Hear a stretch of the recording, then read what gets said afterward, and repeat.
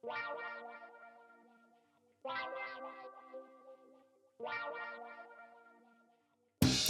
Adventure Jogger, a podcast about trail and ultra running. Meet fascinating runners from the front, middle, and back of the pack, sharing inspiring and funny stories about life and running. Running should be fun, and so should running podcasts. I'm your host, Stephen Kornhaus, and this is The Adventure Jogger. Well, on today's episode of the Adventure Jogger podcast, I have got a guest here in Colorado Springs, hails from South Florida, but lives in the Springs now, or I guess technically I believe it's Manitou Springs. But he is a professional runner, a trail runner for La Sportiva, Ultimate Direction, and put some crazy fast times up here in the Springs on some mountain runs that are very impressive. And I'm excited to have James Lauriello on the podcast. So welcome, James. What's up, Stephen? How's it going, man? Man, it's going well. It feels like we were just chatting a little bit. You know, we've kind of chatted with each other over Instagram for a couple of years, and we saw each other on a trail once back in, I think it was March of 2023 for the WTF, the Winter Tava Marathon. Yeah. That crazy snowy day. That was a lot of fun. Dude, it's crazy to think that it was 2 or 3 years ago to like literally this week. I think the brave boys and girls are out there getting after it as we speak. Good luck to them. Oh, wow. Yeah. The weather could be nice up there today. It could be nasty. Yeah. I don't know, dude. I was literally just looked out the window and it's it was beautiful out this morning. I got a great run in. Yeah. Got home and looked out the window and it's already snowing again. So yeah, we've gotten crazy weather in the Springs the last couple weeks. So yeah. And so you did move to Manitou Springs, right? I'm in technically OCC, but right down the road. OCC, okay. Yeah, I'm like right on the border. Like for people listening to this are familiar with like Red Rocks open space. Cool.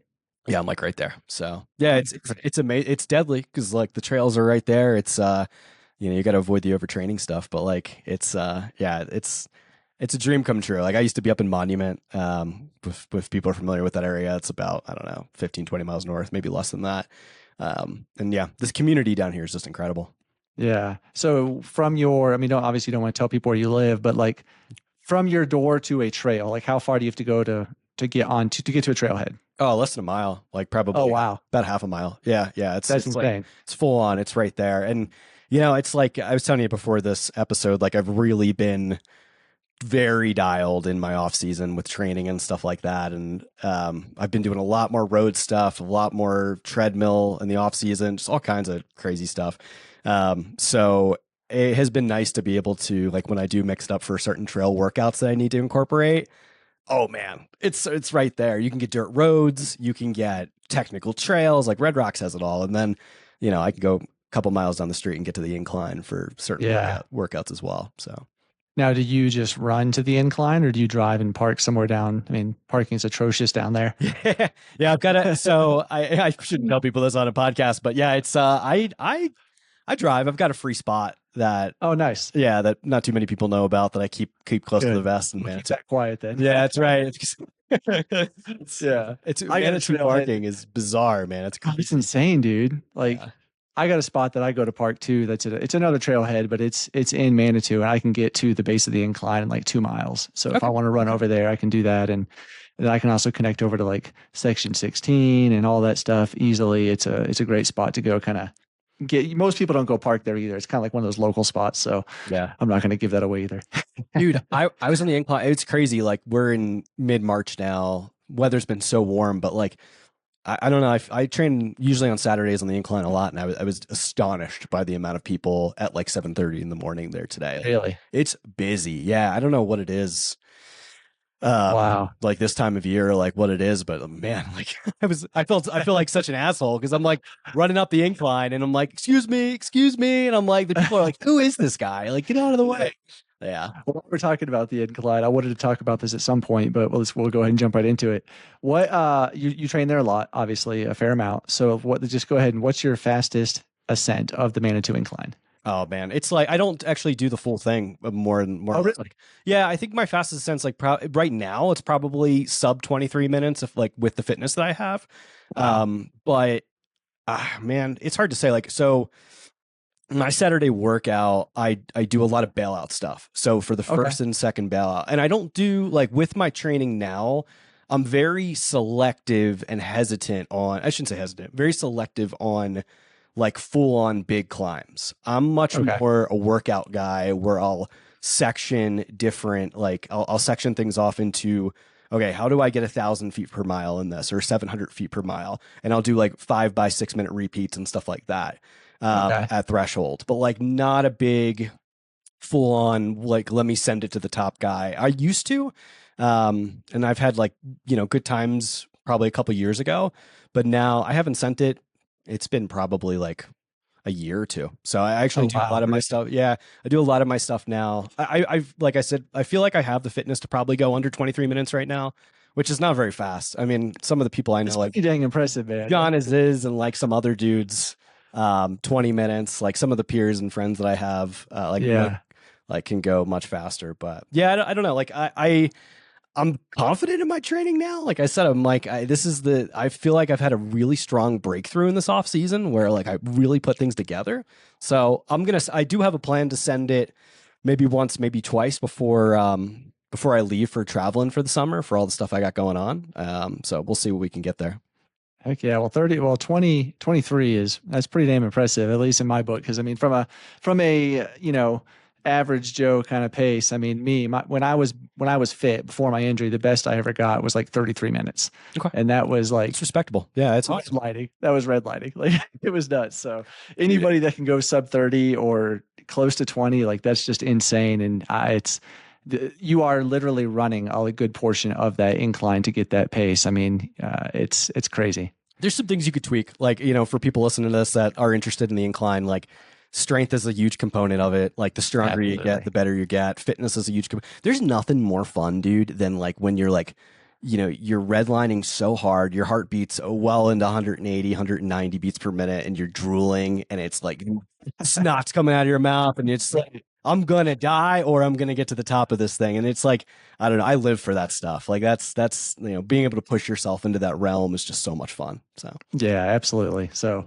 well, before we get into any more running specific things, I want to kind of go way back in history, and I want to hear like your story, James. Like, how did you get into running? Like, I mean, were you always a runner? Did you run in like middle school? Did you run in high school? Like, what's your story? no, so my background's in team sports. Most of my formative years, because I grew up in South Florida. Well, I shouldn't say technically. I kind of split my time growing up. I moved from upstate Pennsylvania area to South Florida when I was in 7th grade, and then spent like all of my all through high school and college in South Florida. So soccer is a big thing in South Florida.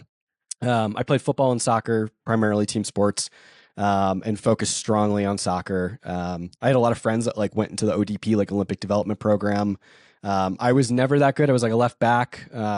Had the speed and could laterally move very well, but just like the development and ball skills you have to be able to get that good. And just like as a young man, like I was more focused on girls and having fun than I was like sports. So yeah, I'd say like my background's more team sports and soccer. Never really never did any races until I found myself kind of out of shape in grad school. I was getting my MBA from the University of Miami. I was probably 26, 27 years old. Put on a couple extra pounds, wasn't too happy about it, and started like, whoa, let me see what I could do. So I trained for a few months and probably, I'd say like 6 months or something like that. And off the couch, I ran like a 17:56 5K, which shocked the hell out of me. Wow. And I think a lot of friends and family too were like, whoa. Seriously, that's impressive. I appreciate that. And like, so I just kind of whittled that down and tried the half marathon. I really don't remember what I ran. I ran like the Miami half, like within that same year with a buddy. And like we were just messing around. Like I didn't know what I wanted to do or what I was doing. And then with anything, like you start finding, okay, I'm a little good at this. Let me start playing around. And it evolved from that to I did it actually when I was getting my MBA from Michigan or from Miami. I wound up going up to Michigan to do an internship, and there's a lot of outdoorsy people out there. There's a lot of trail runners. There's a lot of hikers. There's a lot of just people that are into the outdoors. And I had a friend kind of introduce me, at least the modicum of the concept of an idea of trail running. It's like, what is this? This is people jogging around in the woods. Like, what's going on here? So started looking around. I of course, just like many others, you find that YouTube video of Anton running around the woods shirtless. Right. And you're like, what is this? And yeah, it's kind of how my story evolved. Like I got really into jogging around every day and just built up a ton of fitness. at first I was like signed up for a 50-mile race that I never wound up happening because of COVID. Wow. And then I started looking at like mountain objectives and mountain races, and I signed up for a 50K race that was in Sangre de Cristo, the Sangre de Cristo 50K. That was like the first race that I ever did. And my wife and I, now wife, back then girlfriend, came out here to see what it was all about. We spent some time in Manitou, and this was like 6 years ago. And yeah, I had some success at that 50K, like led the race throughout the entire race and like rolled my ankle in the last like few miles, walked it and was like, man, like I failed at this. How do we get better?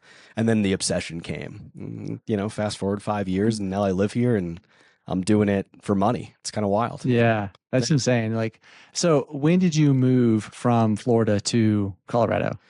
We moved, it was COVID time. So it was like 21, something like that, 2020, Okay. 2021, somewhere in that range. It was like, I think it was 21. Yeah. Right Gotcha. around this, actually. Okay. Was it when you did this 50K race? Was it, were you living here or were you still? I was not still Florida boy, still Flatlander. Okay. Yeah. Has it always been South Florida, like Miami area? No. So we lived in, well, I guess you could say like South Florida, like West Palm Beach, Delray Beach area, was where I was living. And then commuted down, to finish grad school. And then once grad school was over, I got recruited for a job, like a big boy job. And, at first we were in the office and then we went remote, and I was like, hey guys, I'm going to move to Colorado. Is that cool? Like, and they were cool with it. Still with them to this day. So. Oh, that's awesome. Now, I think your profile on La Sportiva says that I believe you are a geologist. Is that right? I have an undergraduate degree in geology. That's what I got my first degree in, an undergrad. And I probably should talk about that as well. Like that's very key and important to my story. Like the reason I found Colorado, like originally was because when I was finishing my geology degree, at the end of it, you do a capstone course, which is like a field camp. And, we went on this field camp all over the Mountain West. And in particular, we did, I think it was like 4 weeks in the San Juans, and a good chunk of that was basing out of Durango.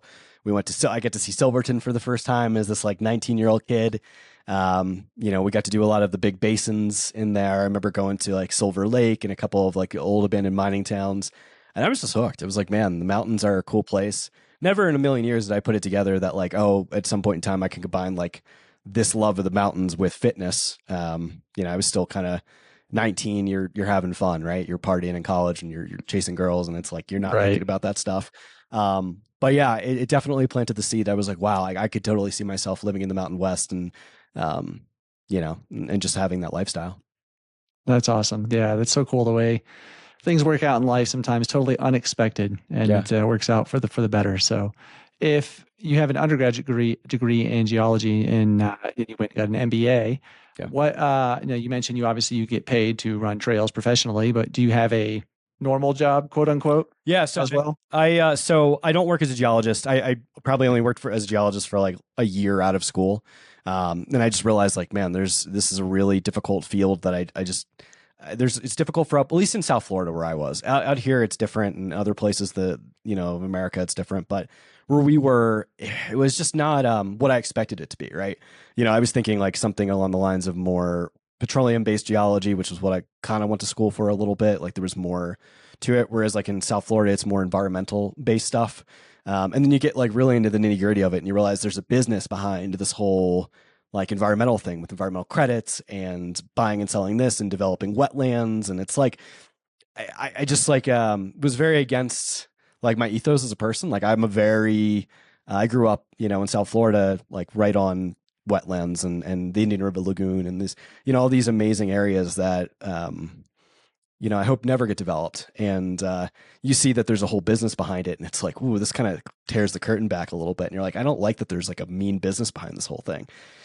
Not to say that it's that way, but like, at least that's the way I found it when in South Florida, because South Florida is a shitty place. But anyway, it's, so anyway, long story, fast forward, I was able to convince someone, because I have, strong analytical background in mathematics and physics to, with the geology degree, to be able to, help give me a job in finance. And that's kind of how I bridged that gap and wound up getting my MBA in finance. And finance and accounting, I should say. And yeah, now I do corporate finance, if you will, for a large Fortune 500 remotely. Oh, okay. Yeah. Awesome.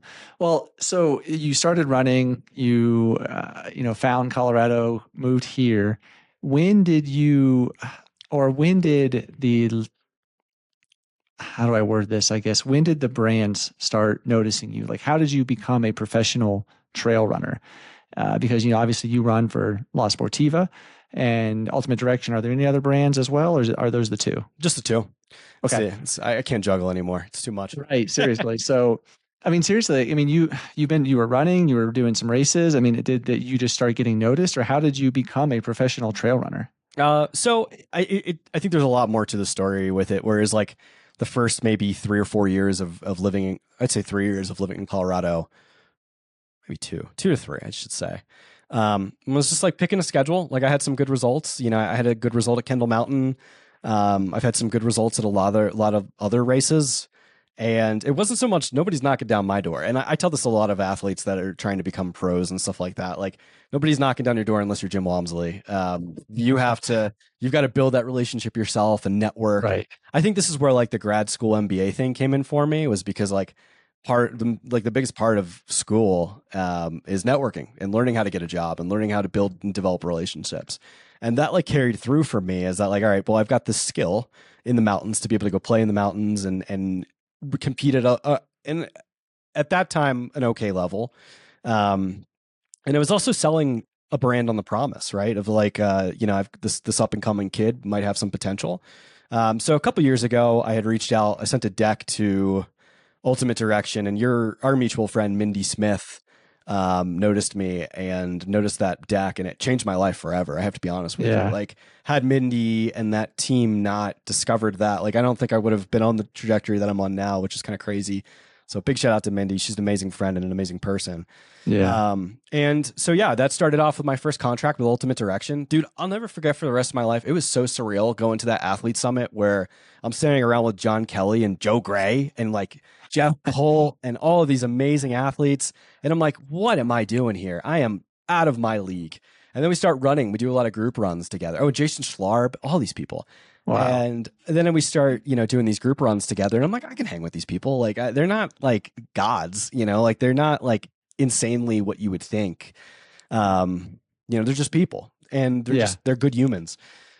So it started off with that. And, I kind of developed and grew with Ultimate Direction for 2 years. And, at that point I was thinking about like, okay, like I had done really well in the regional scene. Like there wasn't a regional race that I was running where I didn't think like I had the ability to either like not get on the podium or the top 5. So I was like, all right, like but I don't want to do that. Like I was like, let's push this and see like what we can do at a national level or an international level, especially in the sub ultra scene, which is primarily what I race. So that includes races like your Golden Trail Series, your Broken Arrow, your Cirque Series, and things like that. And I had a decent result. I kind of had a shitty day out, but a decent result at Broken Arrow back in like 22, 23, something like that. So that's when the Cirque Series and races like that started popping onto my radar. And, last year I raced the Cirque Series and, came away with a top 10 ranking in the pro ranking, which I was like, even blew me away. Wow. And that kind of like solidified Sportiva, who I was on a 1-year deal with last year, to lock me down for a multi-year deal this year and beyond. So, that's amazing. Yeah, it changed my life. Did you just sign with La Sportiva? Was it initially in 2024 or was it 2023? 2020. What are we in now? 25. So it was 2024 into 2025. And then this past December, we worked out a deal for me to be there from 2025 to 2027. Oh, that's amazing. Wow. Congratulations, man. Thank you. That's awesome. And with Ultimate Direction then, so that would have been, was that 2023 when you started working with them? Yeah, it was 23. Yep. And if I'm not mistaken, I feel like Mindy mentioned, didn't Ultimate Direction take all their stuff in-house now? Like Mindy doesn't actually rep for them anymore? Yeah, and Mindy does, she just left Darby as well. She went on to a new role at a different company. So now wishing her the absolute best. Like she's amazing. Yeah, she's great. Yeah, UD a good bit. UD's totally in-house now. We just picked up a new athlete manager, which I'm super excited about. They'll make the announcement on that hopefully soon. And the people there are amazing. Like just, they're the first ones because, we'll talk about the podcast in a little bit, but like with the Steep Stuff pod that I run, like they were the first ones that like truly believe in it. And like, help give me some direction with that as well. So yeah, Oh, that's great. they're the best. That's awesome. Yeah. So when you got your first contract, like you said, you're hanging out with these runners that you undoubtedly kind of looked up to, Joe Gray, John Kelly, Jason Schlarb, all these people. Joe Gray, by the way, lives in my neighborhood. Like I see him on his daily runs, and his kid goes to my school, like my kid's school. So like we see each other in the morning. And It's like, my boy right there. Yeah, it's funny.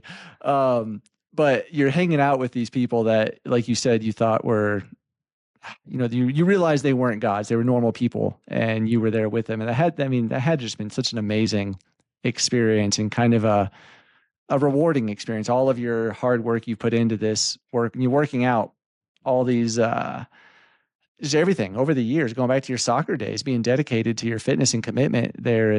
Had just been so incredibly rewarding to be a part of that and kind of feel like it all paid off. Yeah, it's weird. I definitely feel like it's paying off now. But dude, like if I was to say like look at that kid from 2023 and look at the person I am now, like I'm night and day different.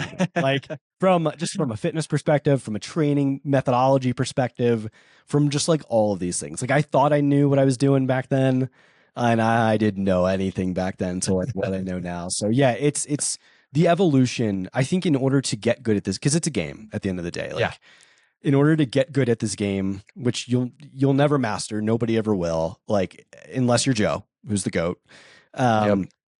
In order to like get good at this game, like it's constant reimagination, constant remastering, constantly going back to the drawing board and figuring out what works for you. Like I go back to training a lot because that's kind of where I live in that world. Like for me, I take training immensely seriously.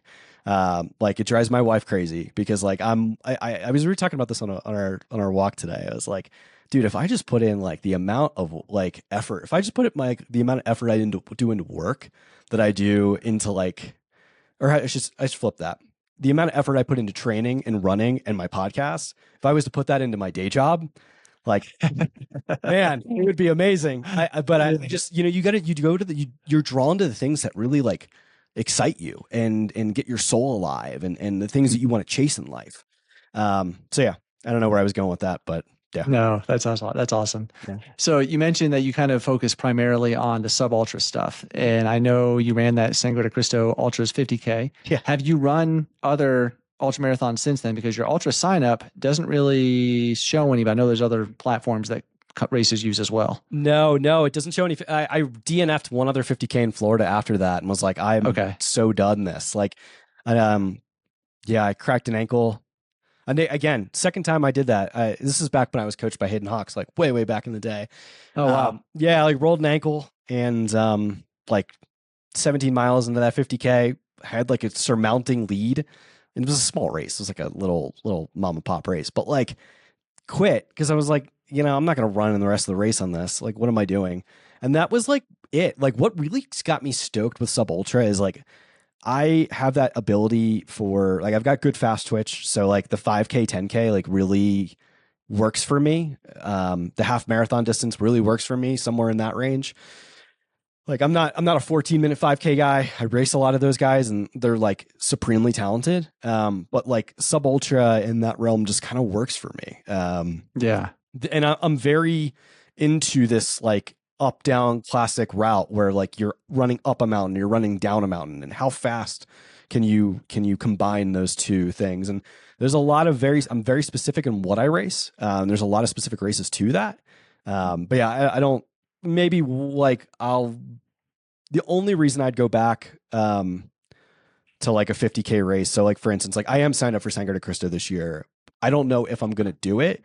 It probably will. The 50K? Yeah. And the only reason is because like, so I won and set the course record a couple years back at the 27K, and I've won 2 or 3 times and set the course record at the, I don't know, 12K, 14K, whatever this is. It was a 14K. Yeah. Yeah. And so, I'd rather just like go stamp my name and history on that race and, win the 50K and call it good. And hopefully that'd be pretty cool. Yeah. I don't know. We'll see. Yeah. Well, it seems like, I don't know a lot about the Sangre de Cristo Ultras, any of their distances, but I would assume based off the other race. Yeah, I would assume based off these other races that you've done that this is probably, is there a lot of elevation gain involved in that race? A lot of vert? Yeah. I think it's not crazy amount for the 50K. I think it's like 6,000 feet for 7,000. I think it's closer to like 7,000 for 50K. So it's not. Well, even like the 27K you did and you set the course record. I mean, what kind of elevation gain are you talking about on that race? That's like 5,000 or 6,000 feet. Okay, that's pretty good for that distance. Yeah. Yeah. And is that one climb and then one descent? No, it's double. It's up, down, up, down. It's brutal on the quads. Awesome. Yeah. I had a good battle at that race. I'll never forget that. Made some good friends there. Who were you battling? This guy, Matt Wheeler. I don't think he even runs anymore. I don't know what his deal is, but like, yeah, he and I had a good battle at that race. Yeah, I didn't get away from him until like the final descent. So, and he was beating me for a long time. So just to be able to like mentally kind of flip that switch and say, all right, well, I'm in second place and let's see if we can roll this dude up. Yeah, not easy. So that's awesome. Yeah. Another race I see on here on your ultra sign up that you've done several times. I'd love to learn more about it. Is this Yeti 12 Days of Vert? So is that just essentially race? Like I know that's a virtual, like you just do as much elevation gain as you can, right? During the period. Yeah. So it's a December vert challenge that so when I was living in Monument, shout out to Corey Lepper and Wes Thurman and Evan Jones. There's a couple of guys I was running with back up there when I lived in that area. They would always do this like vertical challenge. They like love Mount Herman. These guys are like obsessed. Oh, yeah. They go to Mount Herman like all the time. And it's like, for anyone that knows, it's like a 5K distance with like 1,600 feet of vertical. And they would just do this. Yeah, it's pretty stout. And it's super icy. It's nasty and technical in the winter. So I just was doing it with them the last few years. It's a shame. Like I don't really use ultra sign up. Like it doesn't really not as indicative of any of my results because like most of my is sub ultra. So it's like those are, unless it's a Golden Trail Series race or something like that, like that'll show up on there. But like the Cirque Series races and everything like that I've done in the last year, I don't think I recorded anything on ultra sign up because everything I did was like Cirque Series or not in the ultra sign up world. Yeah, definitely. So I know the Cirque Series, I don't know what platform they use to track all of that, or if it's even something that public can kind of look up. But yeah, so with everything going pretty darn well, you mentioned you're about to start traveling for some races. I mean, what's coming up this year? What do you have on the calendar? Yeah, man. So I think June is going to be like the toughest challenge probably of my entire running career. I'll be going to the U.S. Mountain Running Championships for the Classic at Sunapee. I won't be at Broken Arrow just because I don't think that fits my style. Like I think Sunapee is something I think in the front range is a little bit easier to get ready for, whereas like Broken Arrow is just going to be like rough. Yeah. Excuse me. So yeah, I'll be going to the Sunapee, and then La Sportiva is going to be sponsoring the Cirque Series for this year. So I'll be doing most of the Cirque Series races. Awesome. Yeah, I'll be in the Northeast for probably the most of the month of June. So Sunapee's in New Hampshire. That's, like I said, U.S. Mountain Running Champs. That's June 1st. The following week is going to be Cirque Series Cannon Mountain, which is a new race in the Northeast they'll be doing. I might throw in like one other race, and then we've got a wedding to go to, and then I'll be, I think it's like June 28th. I'll be doing Cirque Series Killington, which I think is the course that I'm probably the most excited for, just because like it's a perfect display of like some of the specific stuff I've been getting ready for. And then I've got a layoff on July because we're going to be in Alaska for a while traveling, and I'll do Cirque. I'm trying to get into Mount Marathon. We'll see how that works. Mount Marathon, for those that don't know, that'd be awesome. Amazing race, and I think I could do pretty well there, at least on the ascent. I don't know how the descent would work, but Mount Marathon is on like a tentative, and then Cirque Series Alaska, which is like their crazy Cirque Series mountain race they have there. Okay. Then we'll be back in August, and I think the schedule's kind of open in August. I do have like Cirque Series Alta on the list to go to, and then September will heat up. September I'll be doing the Rut. I'll be doing Cirque Series A Basin, Cirque Series, Crystal Mountain, and then I've got then I might go jump into that 50K. We'll see. It's like, okay. Yeah, the 50K is going to be like a tentative thing. Like, how's the body feeling? Like, these are a lot of high octane, brutal races, and you could stack a lot of them week after week. But like for me, my specific goal of what I'm going for this season, like I don't really want to go race a 50K that doesn't really matter and like potentially derail, potential performance at a mountain 10K that I want to do well at. So we'll see. Yeah, a lot of these Cirque Series races, they're mountain runs, so they look like they're primarily just very technical trails, lots of elevation gain and very technical. Not as it depends on the course. Like Alta is not technical at all, in my opinion. Okay. Like there's one strong technical descent that's like 1,200 feet off of Baldy. The rest of it's like 17 to 25% ski roads. Okay. So that's like where fitness really matters in that. Like I've been projecting the courses right now on like Cannon Mountain and Killington, because those are the ones that I think like I have an opportunity, especially coming, being very fit early in the season. And then, on top, like being in like probably the best shape of my life, and then being able to come into that, especially from altitude, and then having a good base of like strong technical running as well. I think I could do pretty well there. So I've been working on like getting ready to do well at those courses, and then kind of seeing like where that one. So like what I'm going to be chasing this year is the Cirque Series pro ranking. So they do a top 10 pro ranking. Last year I was able to make it into the top 10. I was super excited about that, but I think that there's an opportunity this year to either win it or get on the podium. We'll see. I think that'd be pretty awesome. That's the big goal. Yeah. I think that's it's kind of life changing if you're able to like win that damn thing. So yeah, seriously. I mean, that Killington race, 7.2 miles with 3,133 feet of elevation gain. That's pretty darn stout. Like that's amazing. That's going to be really fun. Now, is this Cirque Series? Do they live stream any of these races or put any content out on YouTube like the Golden Trail Series does? It will be. So some of them this year will be. Like last year, A Basin and then Snowbird were. Both ones I missed, surprisingly. Oh no! I got married on the day that we had Snowbird, which was the U.S. Mountain Running Champs. So I had a good excuse for that one. But A Basin I just didn't go to because I was feeling kind of tired by the end of the season. But yeah, a couple of them this year. I do know Julian is going to be doing something, and like I'm kind of working on a partnership of some kind that I would like to do, where we can provide some sort of coverage or something like that, from the steep stuff perspective, like from the podcast. Cool. Because we, like making it specifically because we cover sub ultra. So yeah, it'll be cool. And I think those races, like last year, they had a helicopter at Aliaska that they were taking photos out of. So yeah, these are like, I think for the average person, it's an epic entry point into the sport because it's an approachable distance, but it's really hard because like you're running up a mountain.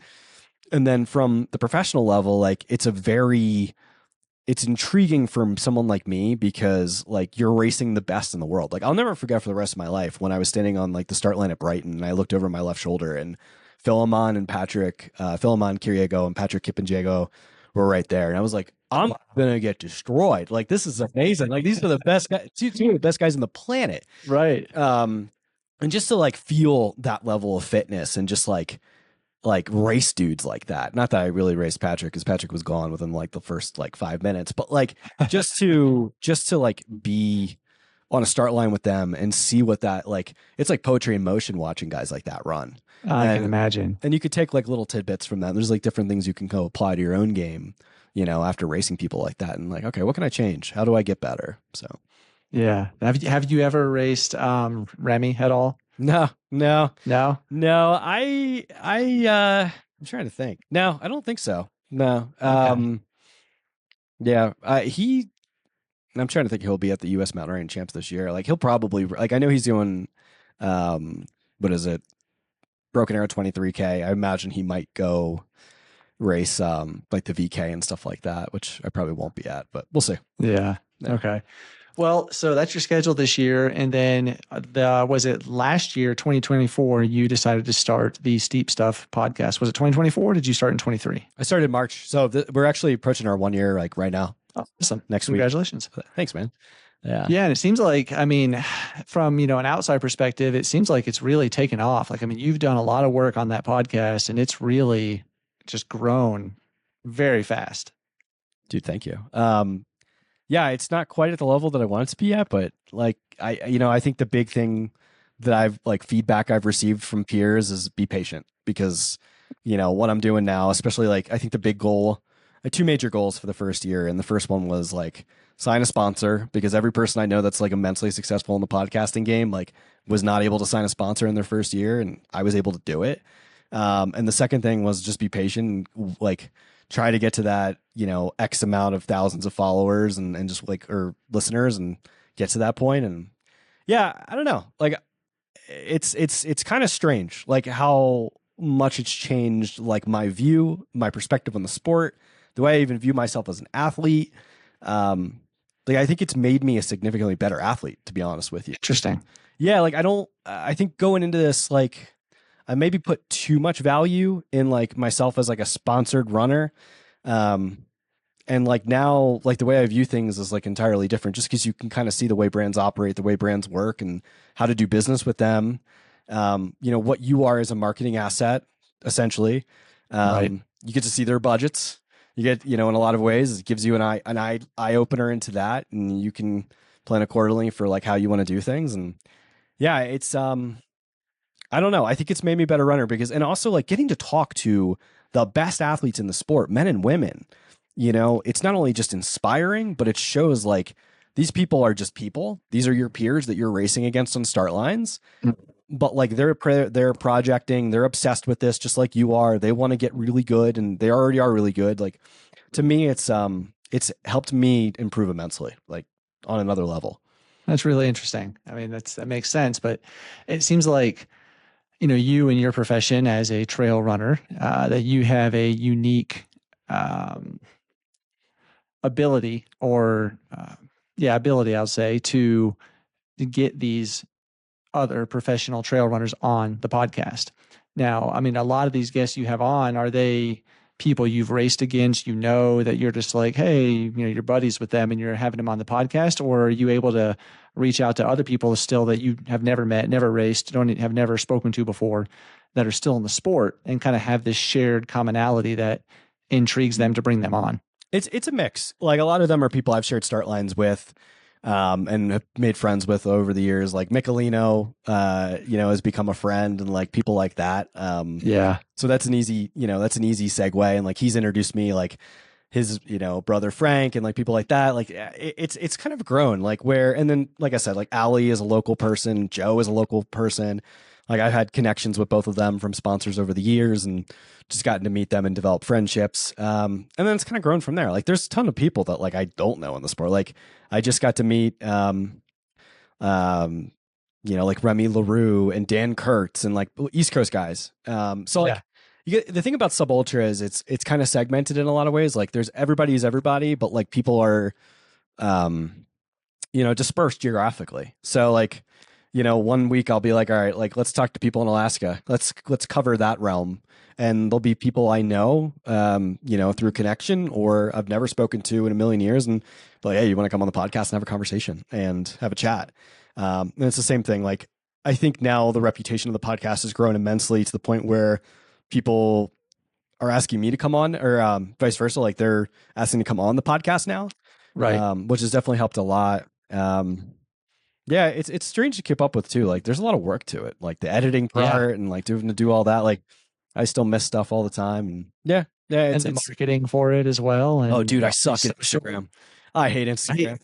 It's the worst. Trying to like play the algorithm, because like for people who know, like really know me, like they know that's not me. Like I am not an Instagram guy. Like I the only story I like telling on Instagram is one thing, and it's hard work. Talking about the hard work that I'm putting in. And like maybe, some, and I'd say two things: hard work and, being thankful and, reflection. Those are three things that really matter to me. Outside of that, like when it comes to like trying to get people, like, get stuff out there on the podcast, like, dude, I can't wait to the day I can just hire someone to do that for me. So I don't even have to like think about it. Cause the Instagram game drives me nuts. Yeah. I'm right there with you. Same way. Now last year as well, I mean, even though this was your first year on the podcast, like you mentioned, you just had a sponsor. Was that Ultimate Direction, I'm assuming? Yeah, UD came in a few months ago, and they were the first sponsor for the podcast. It's pretty big shout out to them. Last year, you were, I don't know what the official term is, but you were essentially you did the in-person interviews at the Pikes Peak Marathon and Ascent with the top 10, right? Yep. Yeah, we did a elite night. So we did a couple different things. We did it for Bar Trail Mountain Race, which was like the first kind of deep dive where we had the elite field out there, and we did a whole panel discussion, got to, have Christine on and all these folks, and Joe and John. And then, we did the same thing for the elite panel for the marathon and the Ascent. And that, dude, that changed my life as well. Like that opened up so many doors for me. Like I was offered a position on the board of directors for the Pikes Peak Marathon and Ascent after that. And like, that's come at a huge, like, that's been a big deal for me. And yeah, it's been like, it's kind of crazy. Like the podcast has opened a lot of doors. Yeah. And I have no idea what I'm doing. I'm just kind of mumbling around and just figuring it out as we go. Well, that's awesome, man. I mean, like from your very first episode to your most recent, I mean, what would you say has been the biggest learning experience you've had? Ooh, man. I think the biggest thing, it's not necessarily a learning experience, but it's just like staying true to who I am. This is something I think about a lot because for any person that's ever listened to my podcast and knows me personally, like I'm not very PC. Like I will drop F-bombs. I'm like very authentic. Like I'm truly who I am. Like, and the way I approach the sport is entirely different than any person in the entire podcasting game right now. Like I really look at it as a professional sport. And I also like, I don't view it from a running perspective. Like I view it like the people that influence me usually come from like a fighting or MMA background and some team sports as well.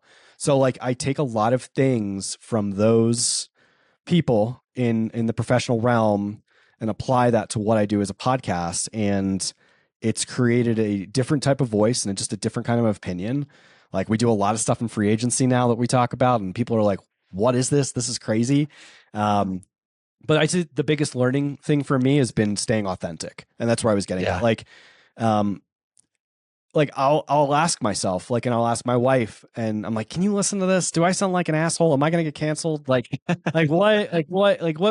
do you think about it? She's like, you're not popular enough to get canceled. Shut up. And she's right. But like, you know, like, so for instance, we just did it. One of my best friends, Nick, and I just did an episode on free agency. And I think to myself, like, man, am I being too harsh? Because I also have to put my athlete hat on and be like, man, if I heard someone talking about me like this on a podcast, like, how would I feel about that? So you want to be professional, right? But at the same time, like, you also want to be authentic. And this is a sport, you know, performance matters. And like, I'm not here to sugarcoat things. Like, if you had a shitty performance, like, we're going to talk about it. And like, we all have shitty performances. Like, I have more off days than I have good days. We all do. So that's something that's been, I think, a learning curve is like, it's almost like a governor, if you will. Whereas like I have my commentating hat on, but also my athlete hat on where I want to try to stay in the middle and be as authentic as possible. Yeah, no, that's good. That's really good. What, I guess, what would you say has been the biggest challenge in podcasting that you didn't expect? Social media. Like I hate that. I just really like come back to like for the interesting thing to me is like, all right, so we only have like what, 900 followers on the Instagram, dude. That's like not even close to the amount of people that listen to my podcast. And it's like, what the hell? Like, why is that not reflected in like the actual people that are listening to this thing? And I maybe it's because I'm shitty at doing reels and like, but I'm also never going to change. Like I'm just going to continue to be me, and just, you know, do it that way. But yeah, I think that's the big thing for me is like, man, I come back to the social media thing. Like it's easy for me to have a conversation. Like I could sit and talk to anybody, especially now because I have coffee. But like, the social media thing drives me nuts. Yeah, no, well, I mean, it's obviously not hurting your podcast because you are still growing so much that even though your social media following has what you said, with 900 followers, it's not hurting. Yeah. Still growing. No, that's true. It's true. Yeah. Patience is a big thing too, is it's like, oh, this should have this. You know, it's the same thing with like being an athlete. Like you want to be patient. Patience is a virtue. And I think that's something that's funny. Like I finally learned to be patient in training and patient with my performances and things like that. But like patient as a podcaster is like not my thing. I'm like, no, this needs to happen now. Yeah.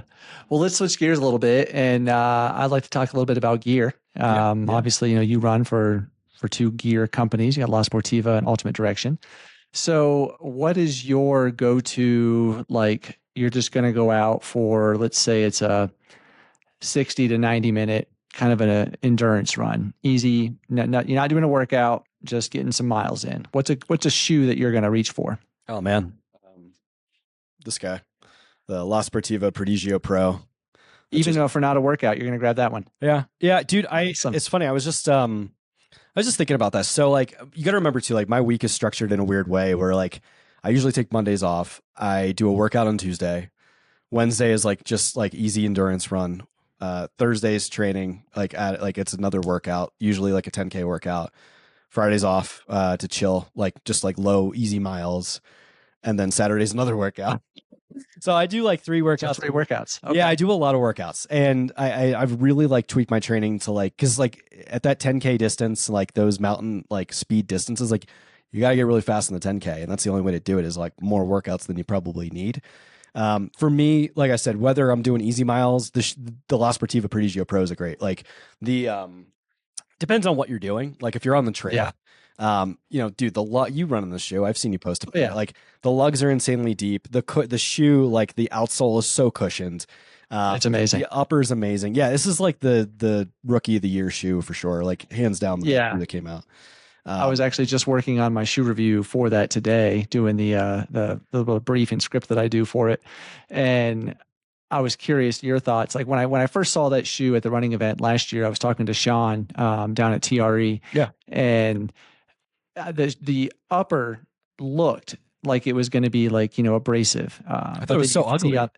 Yeah, but then you see on the inside, it has like this 3D mesh lining that's just like so incredibly comfortable, and you put that shoe on your foot, and it just feels like a sock. Like it's amazing. I love it. I have to be honest with you. And I just got my wife a pair as well, and she just literally went out for her first run in them today.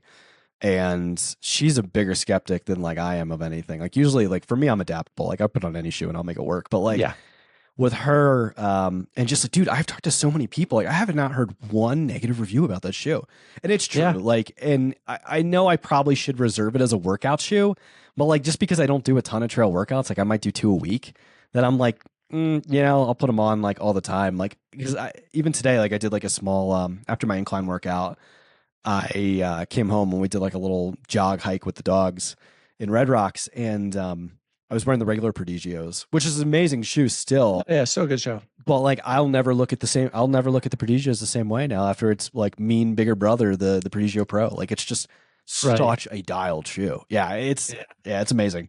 Like you're hurting your performance if you're not running in them because they're that right. Good, And that midsole is so comfortable that even for those easy days, like maybe you just did a hard workout the day before, you need to recover a little bit. It's such a fantastic shoe. That midsole is amazingly comfortable, but yet energetic and responsive. Like I love that shoe. Let me ask you this. I'm just curious because like you do a lot of reviews and stuff like that. Like I haven't run in the new Tecton X3s. Like I used to be a big Tecton X guy before I started running for Sportiva. And like that to me before, that was the shoe. I adored that shoe. And this is the first thing that's come along since then where I was like, man, like the technology's like come a long way. Like I tend to like when I look at training, I look at like I'm a big grade adjusted pace guy. And like your grade adjusted pace is like 30 seconds to a minute faster in that shoe. Yeah. From like the bounce that you get. It's crazy. Yeah.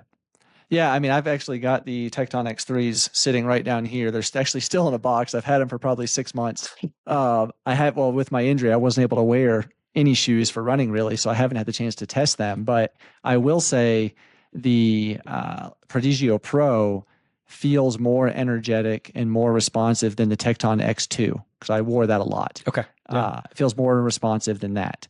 Now the X3, haven't had a chance to wear it yet, but I think they have some commonalities, like, that X3 has the higher gaiter, we'll say, the built-in knit collar around the heel collar, where the Prodigio Pro has one, but it's lower. Yep. But I was really surprised at how well it works coming down Blodgett. Yep. All that scree. Oh my gosh, it did amazing, keeping out 95% of the rocks. Which is hard to do, man, in a shoe. Like the Prodigios, I would be stopping halfway to dump my shoe because there's. I believe it. Yeah, especially that trail is crazy. But yeah, I don't know, the boys and girls in the lab, man, whatever they did with that X-Flow, I think it's X-Flow foam they have. And X-Flow, like, right. Yeah, nitrogen injected. Yep. I got to say, like, dude, I just went and ordered myself 5 pairs of them after. I was like, I'm just going to take these all over with me because they're amazing. Yeah.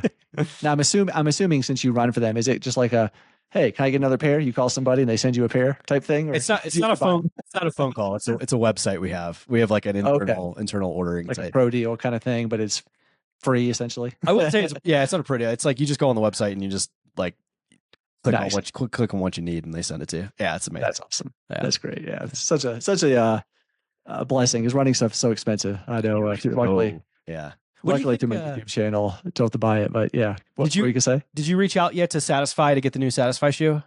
I have not. No, Oh, I okay. saw them down at TRE, but I didn't. No, I didn't actually go away there. It was. I got to be honest with you. It was really weird. So I don't know if you saw any footage from TRE, but like, so it's this massive convention center, and in the center of it was the Satisfy booth, and it was like incredibly high walled, completely closed off. You could not see in, and they had this one door, and there was like bouncers out front, like a nightclub, and like you couldn't get in unless you were on a list. Like it was a little off-putting, to be honest with you, but I know what they're trying to do. Yeah. Create this hype around this product, but it was interesting. So no, I haven't had a chance to test any of their products. I'm excited for you if you're able to get your hands on one of those shoes. I'm very curious because it's like, I mean, dude, those types of like anything from Satisfy, you have to like remortgage your house to afford anything on that damn site. Like, it's just interesting to me, like the direction the sport's gone in. Like, that's why I'm such a like. I talk to a lot of people about this. That's why I'm a huge proponent of the Sportiva Prodigio Pro. Dude, $195 when most of these other shoes are well into the twos and $300 now for a super shoe.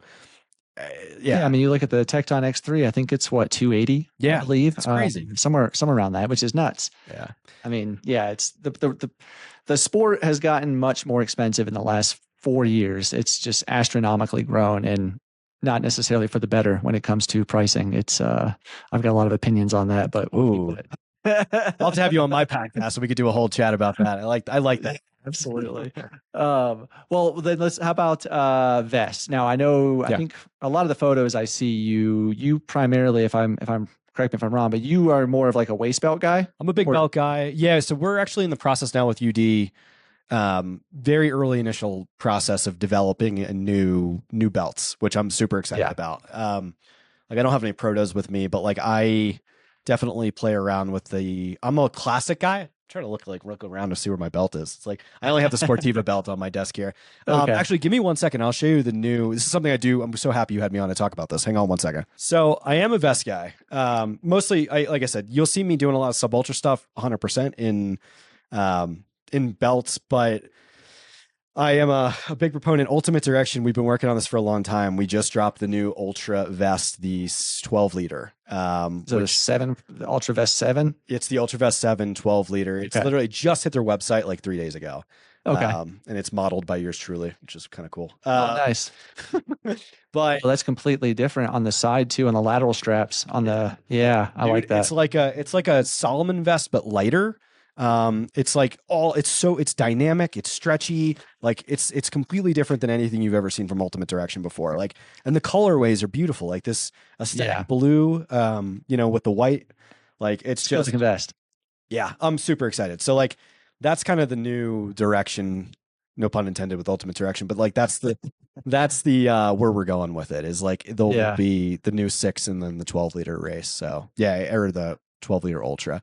So yeah, that's what I've been playing in for the last year or so. So nice. Yeah, I used to be a big Ultimate Direction guy. I mean, I've worn probably, I think in my house, we probably have 10 Ultimate Direction vests that I've bought or been given in the last years and tested, and they've been fantastic vests. I've worn them through, the furthest I've worn an Ultimate Direction vest might have been 100 miles.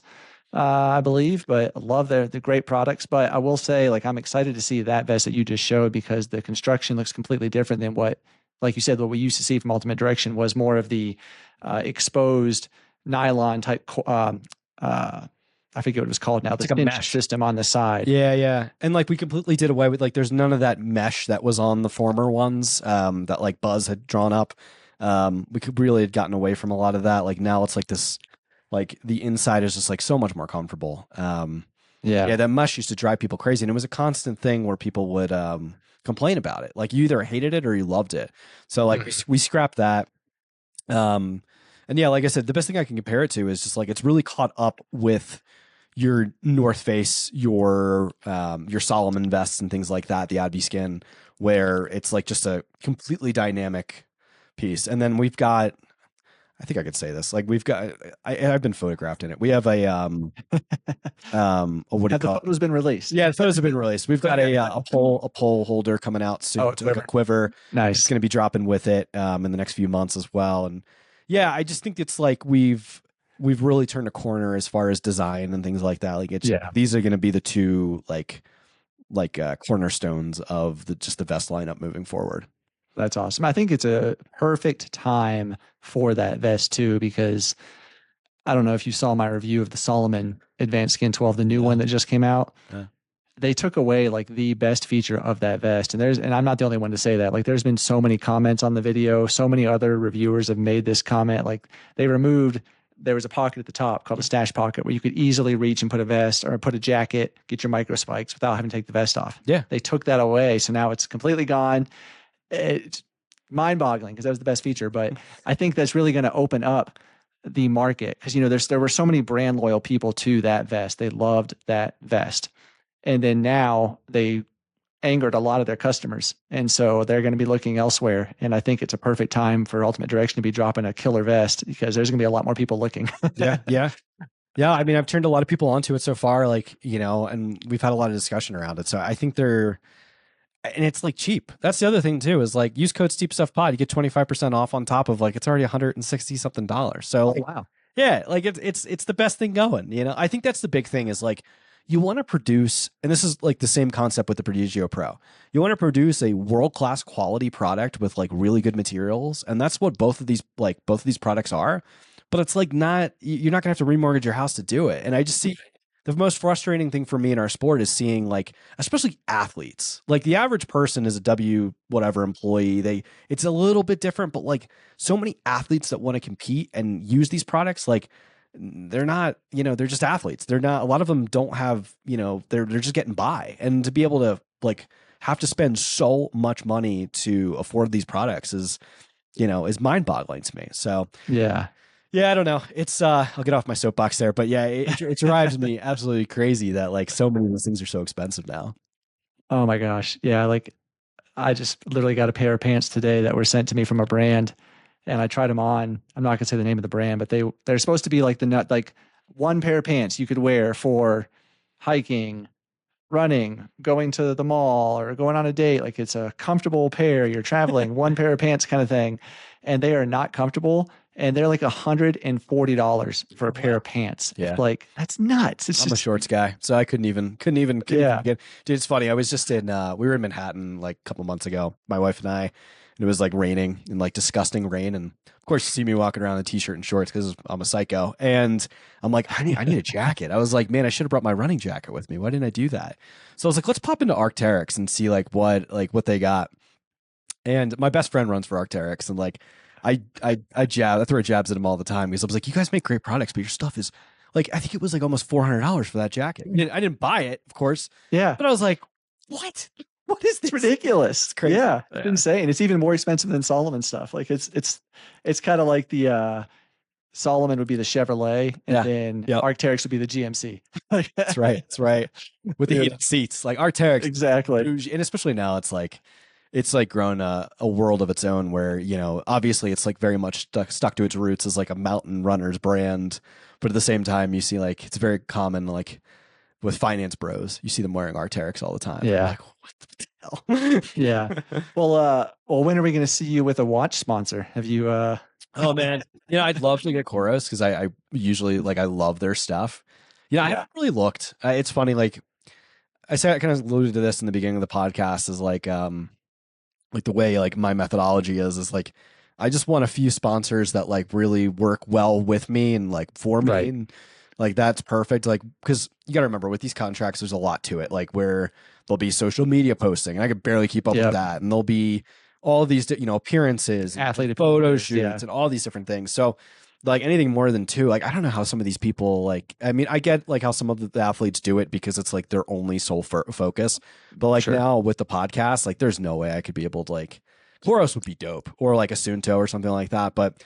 I also have to reach out. I got to create relationships. I have to do that whole thing. And I'm like, maybe when I'm not a sponsored athlete anymore and I'm just like solely focused on the podcast, that would be cool. But yeah. Or when you get big enough to where you can just hire somebody to do all your editing for the podcast and all the social media, you can just don't have to worry about it. Just do the deals. Talk. Do you know who Jonathan Levitt is?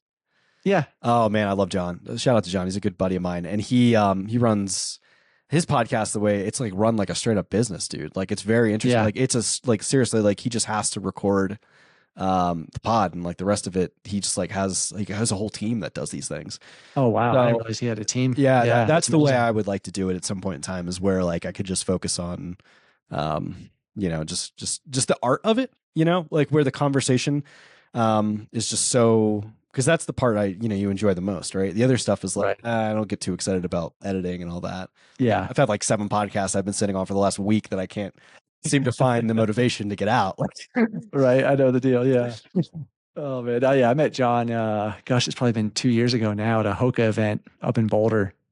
Super nice guy. Yeah. Awesome. Probably the brightest mind in in the podcasting game, besides a few others. But like if there's anybody that knows how to get deals, it's him. It's crazy. Yeah. Yeah. He definitely has his foot in the game and knows everybody, it seems like. Mm-hmm. So, well, I did want to, kind of, I guess, circle back to some training things a little bit, real quick. Are you coached or do you self-coach? No, so I've worked with coaches my entire career, and I just turned 34, and I was thinking to myself, like, especially from like a physiological perspective and all these different things, like I'm getting old, like, and from an athlete's perspective. So I was like, all right, I want to take some swings. Like I felt like I was plateauing a little bit. And that's nothing to my coaches. I think coaching is an amazing thing. I know, like you're a coach, and I think a lot of people get a lot out of coaching. But for me, I had learned, I had like an old USCA certification that I had done a while back and just never did anything with it.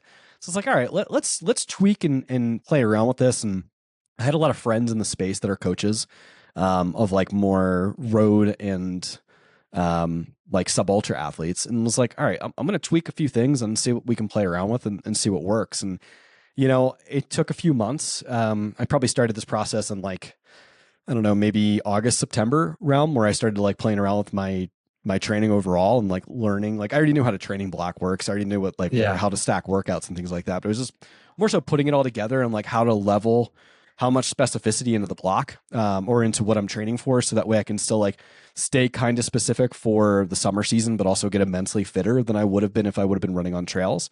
So I played around with that, and yeah, I mean, whatever I did like really worked. I was pretty impressed. Like it's, to like completely transform my fitness, I shouldn't say this because I don't want people to go like not work with a coach, because you should. I think there's so much value.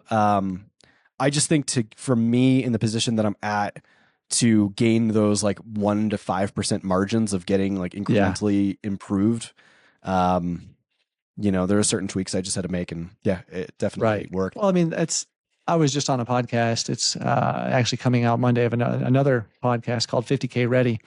And we had that conversation about coaching. And I made that comment myself that I think most people can benefit from a coach, but there's certainly people out there that don't need a coach, that they've been doing it long enough. They know what they're doing, or like you worked with coaches in the past. And ultimately, who knows their body the best? The athlete. They know their body. They know how it's going to respond to things better than even a coach will. As long as if that athlete's not communicating with their coach and telling them these things, the coach won't know. So in someone in your position, 100%. Yeah. I mean, you have the skills, you have the talent, the ability, and you know your body. And apparently that the tweakings you've made has worked and paid off. So, I mean, hopefully it does pay off. I mean, we could see this could be a failed experiment. I have no idea. But like, as far as like the way where numbers are trending right now, I'm immensely more confident right now than I was at this same point in time last year going into the summer season. It's interesting too, because like for me, it's not a motivation thing. Like I know a lot of people benefit from the motivation. I think that's really important. Yep. And I'm also I've like shout out to Jeff Kuno. Shout out to Run Potential PT, Sean Rimmer. Like I have a lot of people that I can like lean on to get pointers for workouts, right? Like, so like one of the first things I did, like when I started changing around the structure, like I got into this like 3 workout method where I kind of learned it from like, there's other guys like Remy LaRue, who's like one of the best uphill runners in the world. He just signed with Brooks. And he kind of applies this, and he and I had been chatting about this for a long time. And like, it's this 3 workout kind of thing where, there's a very specific, like 400 based workout that I will do. I don't want to give too much away, but like 400 workout that I'll do on Tuesdays. And I will tweak that as the block goes along. Then I have a very specific 10K workout that I do on, both of them. And these are on the tracks or on the roads, that I'll do on Thursdays. and then I'll kind of start my trail running Friday, Saturday, Sunday, and Saturday will usually be a very specific hill-based workout on the incline, because and I call that my Cirque series workout, because like I want to still keep vertical in there. I do like significantly less vertical than I ever have. Like I might average like 5,000 feet a week now, probably less than. Wow. Yeah, I don't do much vert anymore. And dude, but like running flat changes. Oh, yeah. You get so much better. Yeah. So like I kind of switched to that, and then like what I use Sunday as like a feel out day. If I don't feel like, because usually Thursdays for me, I'll start to get kind of pooped. I'll be a little bit tired, and if I don't feel like I got enough out of the workout that I should have on Thursdays, maybe I quit early or didn't finish the whole thing or didn't hit certain reps, then I'll go do some more hills. Like I'll like maybe throw in like 2 or 3 more like 5 by 6 minute hills on like a dirt road, and like incorporate that into like a 10-mile run. So like, but that's not every week. Like it's constantly changing, constantly evolving, and I do it. It's all pyramidized. So like I'll build the pyramid and then levy back down, and build the pyramid and levy back down, just to and then towards when I'm starting to levy back down and taper, I'll throw in like one gigantically hard effort, burn a couple matches, see where we're at there, and then rebuild from there. So, nice. Yeah. And that's very similar, like what I tell my athletes. They always want to know, like, well, how do I get faster on trail? Or how do I get faster, running in the mountains? And often the best method, like you said, is get your VO2 max higher. Yeah. Be more physically fit. And then it translates to the trail. And so people, in flatlands, like you used to be in Florida, a great way to be able to run some mountains is get that VO2 max incredibly high. Yeah. Incredibly high, and hit the gym, get the strength workout going. That's right. Cadence, and like running economy is like so much. And like, I don't know. I don't really know what my VO2 max is. I never got it measured, but I would imagine like, I don't know if it's gotten any better. Like it might be. I'd wager it probably has. I would hope. I mean, like the way I can run uphill now and compared to the way I could run uphill by like in the summer, like even that's changed. And I was like, whoa, dude, like I'm really like, I'm not to like, I don't want to display hubris, but like, I'm just excited. I'm excited and confident for like, all right, let's go mix it up with some of the best in the world. And like, maybe you'll lose and maybe you'll get a few guys, maybe you'll get stopped and maybe you won't, I don't know. Yeah. So yeah, it's the strength is a key component as well, man. Like I can't say that enough. I do 2 strength sessions a week. The first one is solo on Mondays. Like Mondays is usually my off day, and I'll spend an hour on the bike, and I'll spend an hour, doing a bunch of different plyometrics and like heavy lifts. And then, for anybody listening to this, that's on the Front Ranger in Colorado Springs, on Wednesdays, I go to, shout out to Adam Schwert, from Run Mental. He does a group strength and conditioning class that's like very plyo based, with strength as well, with some heavy lifting. And like there's a lot of like professional athletes besides myself that go to that, which is really fun. Like Lauren Puritz goes, like there's I shouldn't blow up the spot, but like it's I mean, I hope to attract more people to his business, because it's like what he does is like so unique and so awesome. And it's fun. It's like super fun. So yeah, I just like kind of pick a different things that work. And yeah, if I do that on Wednesdays, like Thursdays in my workout, I'm pretty pooped. And like, but I push through. I'm all about hard work, and like, I know the difference between like, okay, am I overdoing it, or am I like, I've done this long enough that I'm like, all right, well, overtraining for someone that like only runs 70 miles a week, like, I don't think I'm going to do it, but you never know. So is that kind of your volume, 70 miles a week? Typically? I'd say 55 to 70. Yeah, somewhere in that range. And a lot of like, dude, I'm very big on feel too. Like if I'm not feeling good, like I know, all right, well, let's shut it down. One of the biggest thing, probably the best thing that ever happened to me last season was I got COVID like probably 2 weeks before Cirque Series Alta, and it was the best race of my life. And I was still like, I didn't train through it. I just shut it down. And it just taught me that like, everything that, like you're already fit, you're already ready. Like everything like 3 weeks ago, you already did the workout that's going to come out today.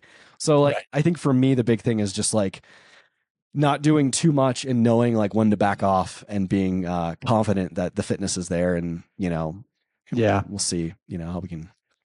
Yeah. I'll give a shout out to Run Potential. I've been working over there with Sean as well. Oh, have you really? That was my boy. Yeah. I'll see him on Monday.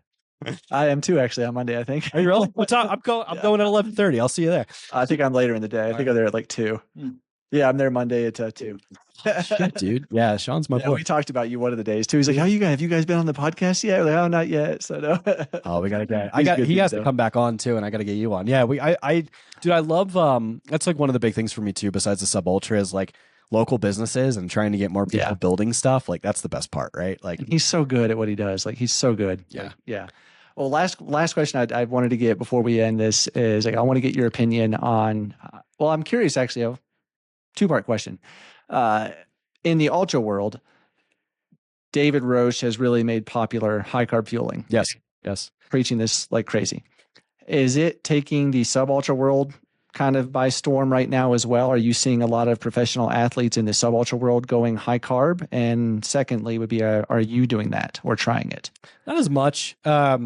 So like I'm all right. So I'm the worst person to learn from when it comes like I've really tooled around with like nutrition for the last few years to see what works for me. I'll answer the first question with like, is the group of people doing high carb? Yes and no. And I'll say I can't speak for the Golden Trail World Series people, but like the Cirque Series people and like those that like lesser distances. The fueling aspect, you're fueling before the race. You're not really fueling during, like, and maybe what are you doing? One gel or like one bottle, if you will. Okay. And maybe that, I don't know what's in people's bottles, so it's hard for me to tell. But like, it's not, I'm doing the work before, like I'm usually like before the race, I'll have a calf gel and then I will bring a gel with me during the race, but I don't really take it. Like, but if it's like a trail series race, then every 7 miles, or like if it's like any of those longer in duration, like maybe a half marathon distance to like a 27K, maybe every 7 miles, it'll be like a Martin gel I'll usually take. Like, I don't really subscribe to the full, like, oh, bicarb or this, that, and the other. Whereas like, I will say to carbohydrate, like I have tweaked my diet significantly this year. Like I cut out all processed sugar. Like I don't eat shit. Like I take my diet very seriously. But I also eat like way more carbs than I ever have. And I have seen like drastic changes. Like I will say like, carbo loading, like paying attention to like, and immediately after my runs within like 15 minutes, like I'm hitting, sorry, my dog's barking. Within like 15 minutes, I'm like hitting a protein shake immediately. And I'll have like either a bowl of cereal or something with like a banana or something like that. Like anything that I can like replenish my glycogen stores like semi immediately.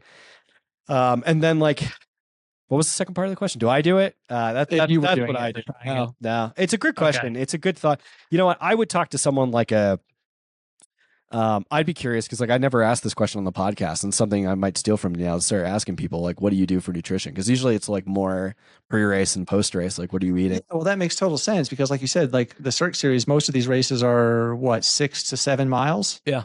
So, 8 miles, 9 miles tops. So you pretty much, you really don't have to fuel during that. You, like you said, you maybe have a drink, but it's not like you're running a 50K where you're going to be taking a gel every 30 minutes or 20 minutes or whatever it may be. So it's a lot more before the race, you're doing that loading. So that makes sense. Yeah. I was just curious because I know the ultra world has been taken by storm by this idea and this notion. I just had a dietitian on the podcast, came out yesterday. We talked about that a little bit. So I was curious to hear if that was, you were seeing it in your side of the sport. It's tricky, right? Like for instance, I just had Jane Mouse on. She's a teammate of mine. But she's also a registered dietitian that works with, oh man, what is his name? He's like the biggest dietitian in our sport.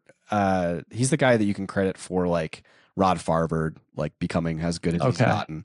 Yeah. The name escapes me right now, but like, the high carb fueling, like, and David Roche, man, like, he's also trained his gut. He's a genetic freak in a lot of ways. Yeah, like, where he's trained his gut to such an extent, and like he's an interesting character because like he's playing with fire. He's either gonna like from a training perspective either show up to the Western States like ready to go win that race, or he's gonna show up really tired. So I'm so curious to see what happens. I am very curious. I think this Western States is going to be one of the biggest races to watch like of our decade. Yeah. Like, I mean, you've got David Roche, you've got Jim Walmsley, you've got Killian probably going to be there as well once he gets his golden ticket. You've got so many other high caliber athletes that have been training like crazy for this. And now with this whole high carb thing, Peyton, oh my gosh, or Hayden. I would love to see Hayden win. Like that's been He's my want him to win for like years. He's a buddy of mine. I really like Hayden. He and dude, like just like I know a lot of people. I'm like a very competitive person, like a psychotically competitive person, but Hayden is like Mamba mentality, like on that level. Like he got in like a lot of people like were all kind of like upset with him last year during Western States, where he's like, I'm not here to make friends. Like I want to win this race. Yeah. Like, but that's the sport. Like you can be friends. Exactly. You could be friends after. Like we can all be friends and sing Kumbaya after and hold hands. But like there's conflict and conflict resolution, and the conflict is the race, and the conflict resolution is who wins and who doesn't. Yeah, that's the way I view it. So I don't know. That's probably like a very hot take, and a lot of people don't like stuff like that. But that's the sport, man. Like that is sport. You know, like there is a winner and there's a loser.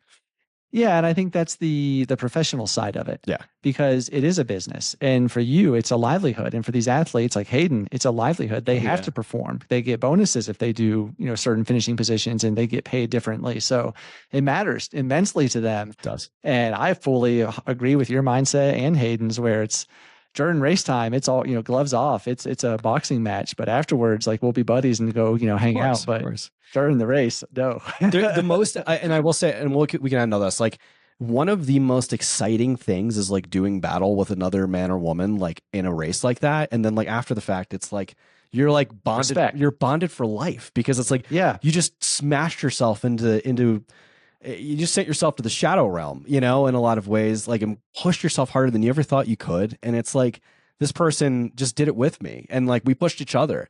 Like, how can you not have such respect and admiration for those people, And that's how you grow so much too, through those times of just immense battle and just perseverance. That's amazing. So I love it. Yeah, it's beautiful. Well, James, man, this has been awesome. Yeah, so much fun. Thanks, man. And one of these days, once I get healthy, we need to meet up and do it, on your slowest recovery day. Even then, I probably won't be able to hike with you now. I'm down to hike with you. Really unfit. We can go do the incline one day. I'm down. Always there we go. To get together. There we go. Dude, thank you. Great chat with you. Yeah, you too. It was an honor and a privilege. I really appreciate it. And thank you for giving me the platform to be able to tell my story and talk about all my things I got going on. Appreciate it. Yeah, man. Well, best of luck to you, and best of luck to the Steep Stuff podcast as well. Thanks. Yeah, I'll leave show notes as well down below for everybody to go check out the podcast. James is his social media as well, his Instagram. Thanks, man. Appreciate it. I'll leave that as well, but appreciate it, man. Thank you, dude. Thank you.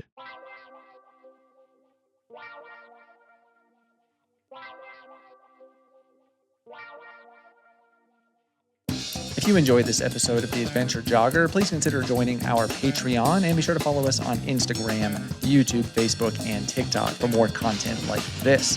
Without your continued support, we would not be able to produce this type of content. So thank you so much to everyone that has listened, followed along, subscribed, liked, commented, you name it, donated on Patreon. Thank you.